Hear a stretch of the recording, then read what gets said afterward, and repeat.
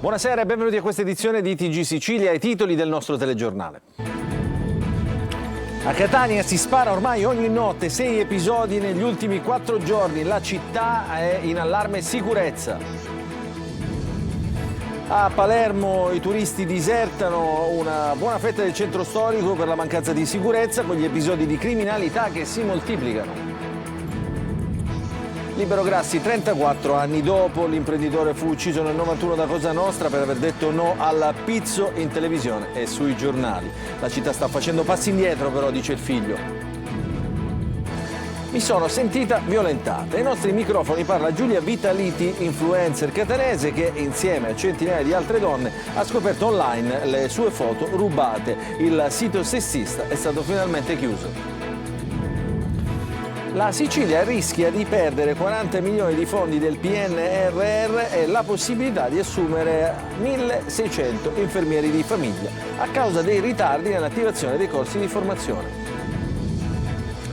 Calcio, vigilia di campionato per Palermo e per il Catania. Domani per i rosanero al Barbera c'è l'ostacolo Frosinone, trasferta campana sul campo della Cavese per i rossazzurri che abbracciano il ritiro, l'attaccante Caturano.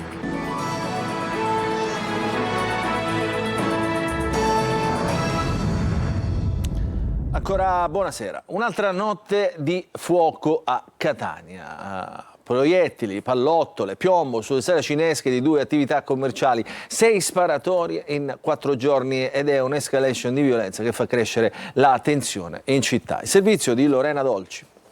Mi hanno svegliato stanotte, sì. Ha sentito i colpi? Una decina di colpi, sì. Cosa avete pensato? All'inizio pensavo fossero fuochi d'artificio, ma poi ho visto l'ora e ho immaginato altro. Non erano fuochi d'artificio, ma l'ennesima intimidazione. Eccoli i colpi sparati pochi minuti dopo la chiusura, intorno alle 2, contro l'ingresso del bar Lombardo in via Agricoltore, al quartiere San Giorgio. A terra restano 26 bossoli. Il raid sveglia di soprassalto i residenti, ma anche i titolari di questa panineria gelateria che dopo una notte insonne hanno incartato le vetrate e ripreso l'attività. È la 4ª notte di fuoco a Catania, ieri addirittura 2 sparatorie. Alla stessa ora infatti alcuni colpi sono stati esplosi contro il bar 31 maggio, come il nome della traversa di via Mario Rapisardi. Il proprietario se ne è accorto all'apertura mattutina. Una scia di piombo che non concede tregua e innalza la tensione in città. La paura c'è sempre, però speriamo che risolvano presto. Noi che siamo preoccupati pensa che noi ci possiamo fare qualcosa, se non ci pensa praticamente per dire la legge abbiamo voglia. Le sparatorie della notte scorsa sono l'ultimo anello di una catena iniziata la notte del 31 luglio. Nel mirino sempre attività commerciali, da ultimo un centro estetico, un autonoleggio, un'altra panineria. Carabinieri e polizia indagano e al momento non si esclude nessuna pista, dalla faida al regolamento di conti tra gruppi contrapposti. L'escalation è stata anche al centro del Comitato per l'Ordine Pubblico e la Sicurezza alla Prefettura di Catania, che ha adottato dei controlli interforze del programma Alto Impatto. Di certo c'è che circolano sempre più armi e, come dicono i romanzieri, quando appare una pistola finisce per sparare. Alla luce di questi episodi il sindacato di polizia della UIL lancia l'allarme. Allora sentiamo il segretario nazionale Giovanni Assenzio. Oggi Catania, dove praticamente negli ultimi 4 giorni sono state registrate degli episodi di criminalità dove hanno visto addirittura raid con colpi d'arma da fuoco sugli esercizi commerciali. Tutto questo sta fortemente facendo preoccupare i cittadini, la popolazione che chiaramente si sente insicura nelle proprie città. Abbiamo necessità ovviamente di implementare gli organici e questo è il grido d'allarme che lanciamo. Non è ammissibile che realtà come Catania, Palermo, Torino, Milano, le principali città d'Italia, giornalmente facciano registrare episodi di criminalità che diventano difficili da gestire quando ovviamente la forza organica non consente un capillare controllo del territorio.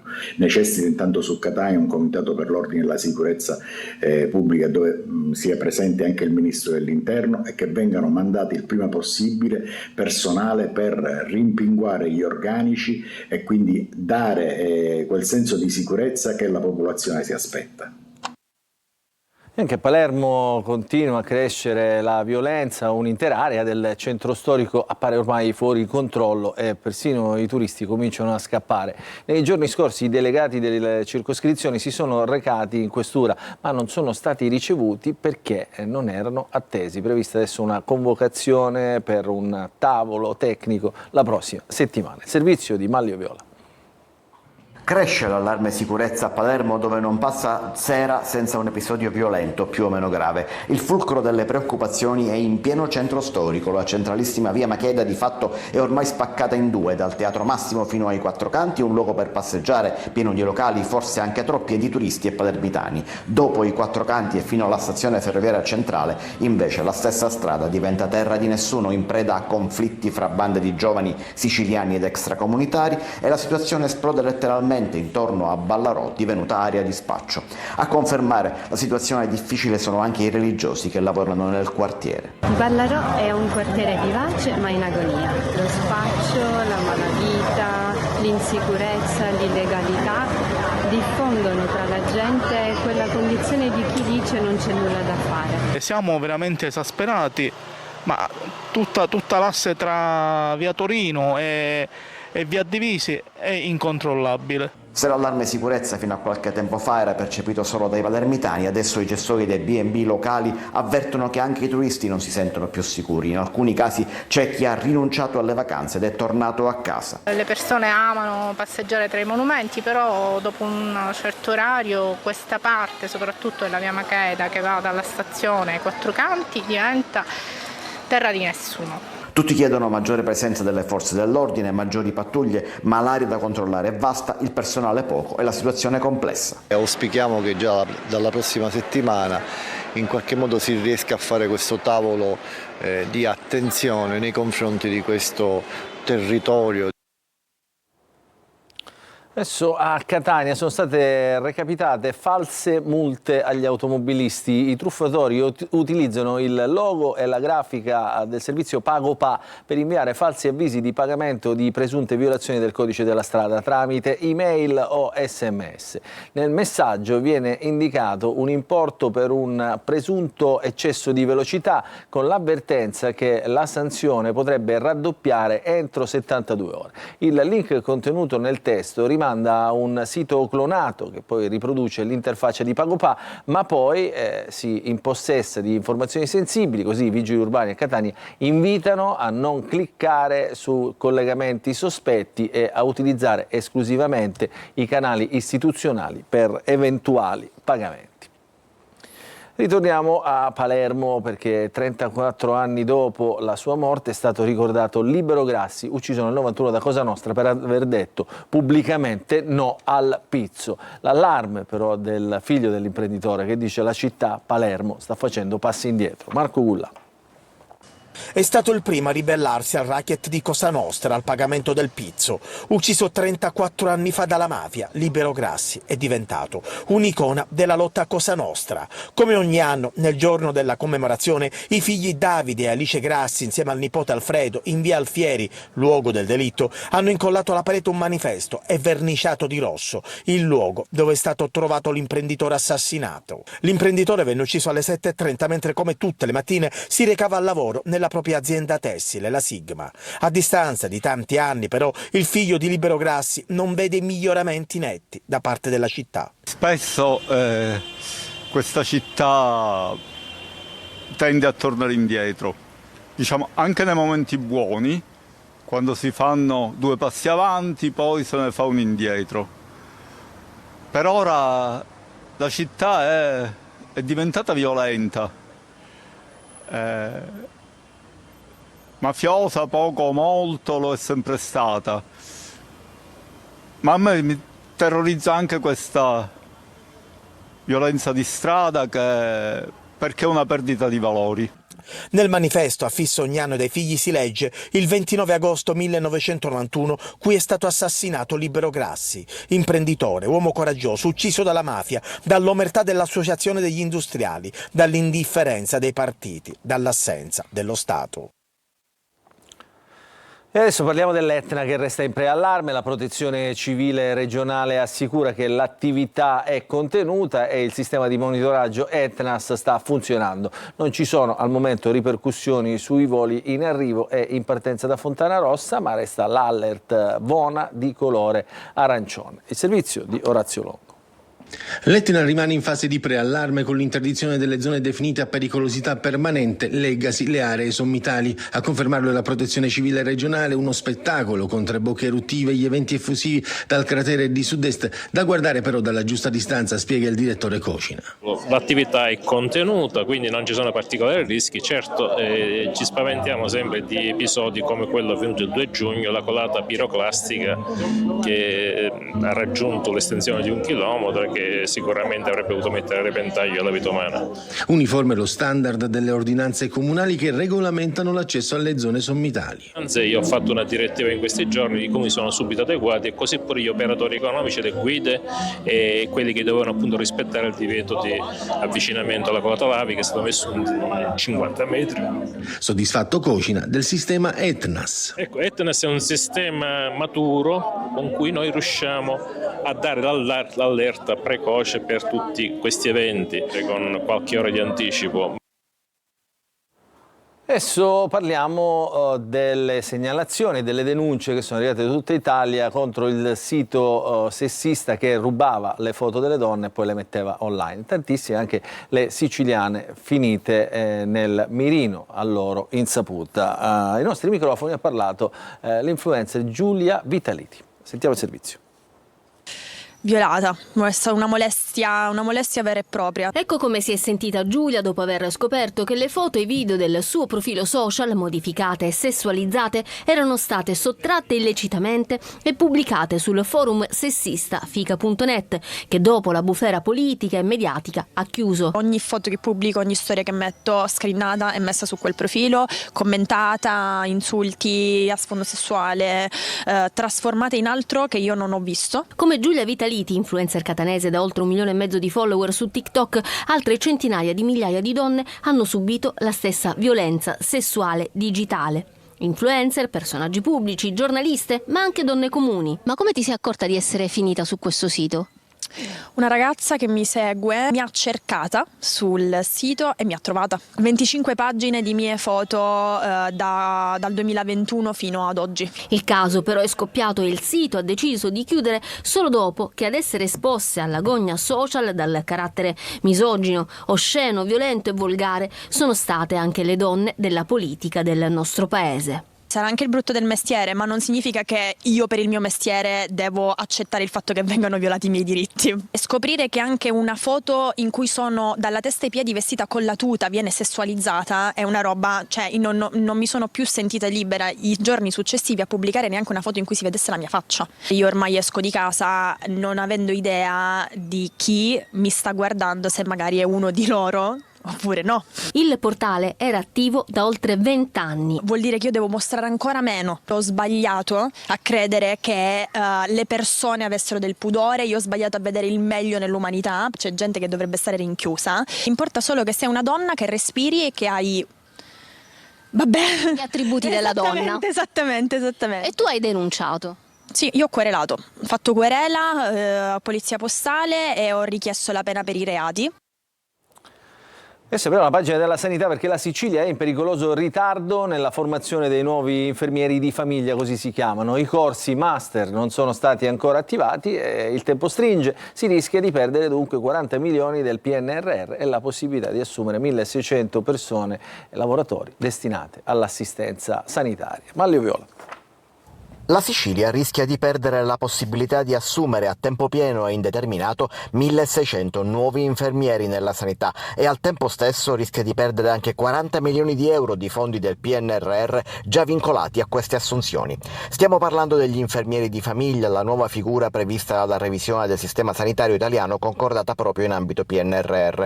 La Sicilia sta costruendo le case di comunità e gli ospedali di comunità e sistemando la rete di assistenza territoriale, ma non potrà assumere i 1.600 100 infermieri di famiglia perché la figura ancora non esiste. Nonostante la Regione abbia firmato il protocollo d'intesa, né le università né le ASP hanno avviato corsi master di specializzazione in questo settore destinati a laureati in infermieristica con laurea triennale. Senza personale specializzato non si potrà procedere alle assunzioni e il tempo stringe. I fondi vanno usati e le assunzioni deliberate entro la fine del 2026 e il master, anche se attivato, ha un percorso obbligatorio di almeno un anno, dunque restano pochi mesi, poi sarà tutto vano. Intanto viene attivata un'altra figura, quello dello specialista di assistenza ai disabili visivi. È stato l'assessorato regionale alla formazione e all'istruzione a istituire questo corso di formazione con un decreto emanato questa mattina.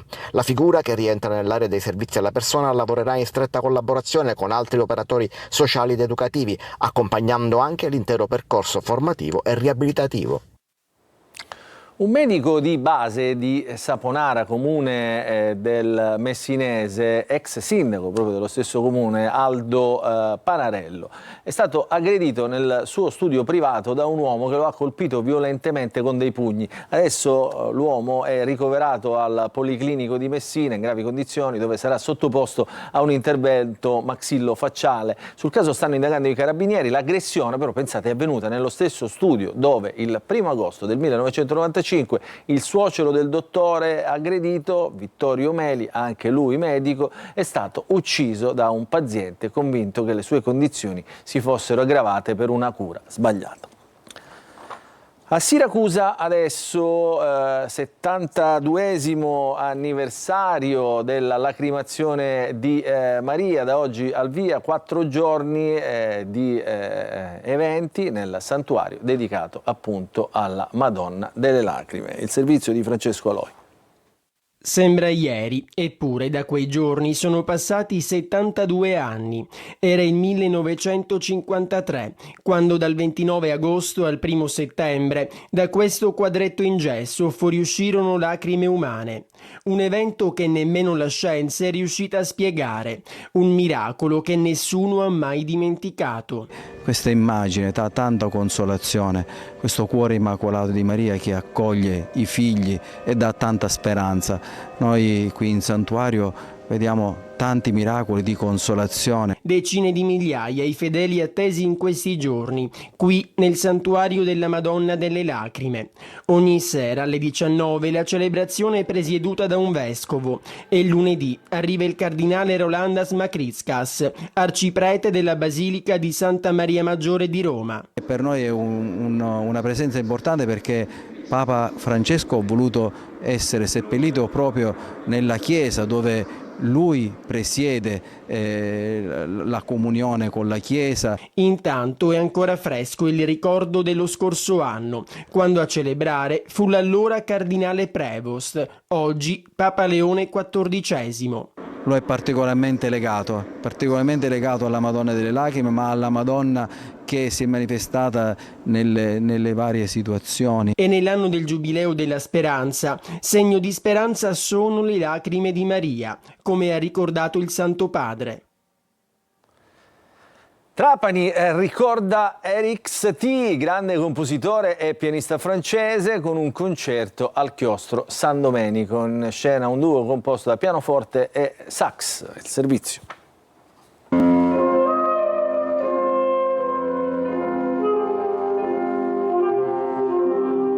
100 anni fa moriva Eric Satie, il compositore e pianista francese vissuto a cavallo fra l'Ottocento e il Novecento. La sua musica continua ad affascinare e in un certo senso a sorprendere, come è successo a Trapani con il concerto Eccentric Satie, il coraggio di precorrere il nuovo al chiostro San Domenico per l'ente Luio musicale. Jacopo Taddei al sassofono e Luca Ciammarughi al pianoforte hanno portato sul palco un repertorio variegato, partendo dalle atmosfere rarefatte delle famose Giminopédie.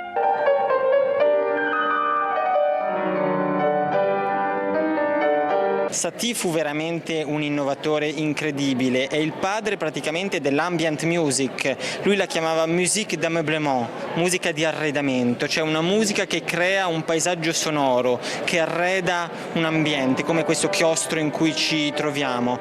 Passando per Brian Eno, Bizet, Cage, Glass e Leonard Bernstein, in un uso singolare del sax, anche in brani scritti originariamente solo per pianoforte.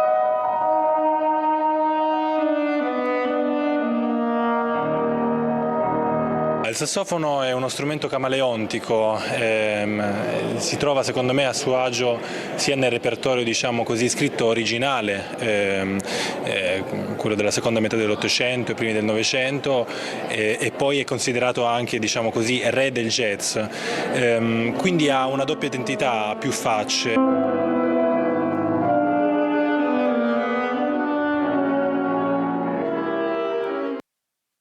Adesso ci fermiamo, una piccola pausa, poi la pagina del calcio.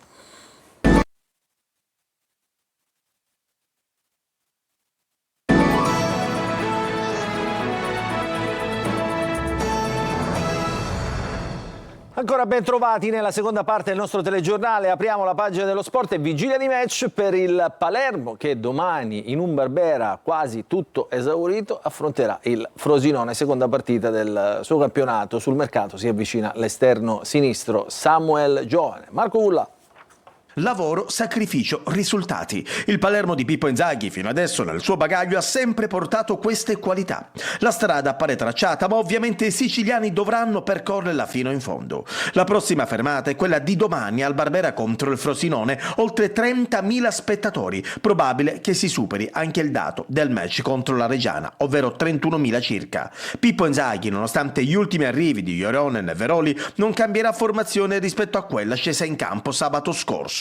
L'unica novità in difesa con il ritorno di Peda tra i titolari al posto di Diakité. Anche Bardi sarà confermato tra i pali. Joronen infatti è arrivato da poco e Inzaghi approfitterà della sosta di campionato per ristabilire le gerarchie. In attacco il tecnico rosanero dovrebbe confermare Brunori sul centro-destra e Giassi sul centro-sinistra nel ruolo di trequartisti. Palumbo sta crescendo di condizione ma non è ancora pronto per partire dall'inizio. Poi Ampalo, ovviamente riferimento centrale. Mercato si avvicina il giovane esterno sinistro dell'Atalanta Samuel Giovane, classe 2003, stava per iniziare la stagione con l'Atalanta Under 23. In carriera ha giocato per Ascoli e Carrarese, dove ha collezionato 86 presenze in Serie B. Di Francesco e Magnani non saranno convocati per il match di domani, sono già in partenza per Catanzaro e Reggio Emilia. Verre fuori rosa, al momento gli è stato vietato anche di allenarsi al centro sportivo di Torretta.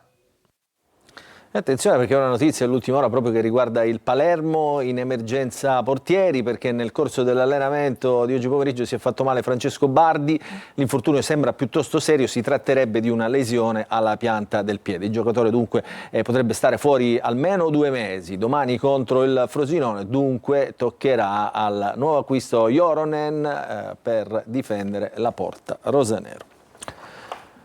Adesso a Catania l'attaccante Salvatore Caturano finalmente si lega al club rossazzurro, un contratto per i prossimi 3 anni, oggi raggiungerà la squadra direttamente in ritiro per la gara di domani contro la Cavese. Il servizio di Sergio Golosi. Oggi è il giorno di Salvatore Caturano al Catania. La punta napoletana, dopo aver raggiunto in ritiro i nuovi compagni, firmerà un contratto triennale. Sarà il tecnico toscano a decidere se convocarlo per la gara di Cava facendolo partire dalla panchina oppure se destinarlo alla tribuna. Il Potenza ha cercato in tutti i modi di trattenerlo, ma Caturano ha scelto Catania e il Catania per motivi professionali e personali. È un grande colpo nel mercato rossazzurro, oltre 400 presenze in C e 141 gol realizzati, l'ultimo decisivo domenica scorsa in Giuliano Potenza. Dopo Caturano ha atteso Simone Leonardi dalla Sampdoria a titolo definitivo. Per la giovane punta catanese contratto pluriennale e prestito alla Ternana. Per il centrocampo trattativa ancora aperta con la Juve Stabia per un possibile scambio tra Buglio e Guaini. Il recupero del capitano Di Tacchio consegnerà al reparto un altro elemento di sicuro affidamento, richiesto dal Cerignola Allegretto, che potrebbe essere sostituito da Miceli, capitano del Monopoli. Domani si torna in campo, Catania impegnato a Cava dei Tirreni, stessa formazione di domenica scorsa. Nel 3-4-2-1 Dini in porta, difesa con Di Gennaro centrale, Ierardi e Celli ai lati, Aloi e Corbari interni di centrocampo, Casasola e Donnarumma esterni, trequartisti Gimenez e Cicerelli, con Forte in attacco, maggiore minutaggio per D'Ausilio. Adesso ci fermiamo, un'altra piccola pausa e ritorniamo subito dopo.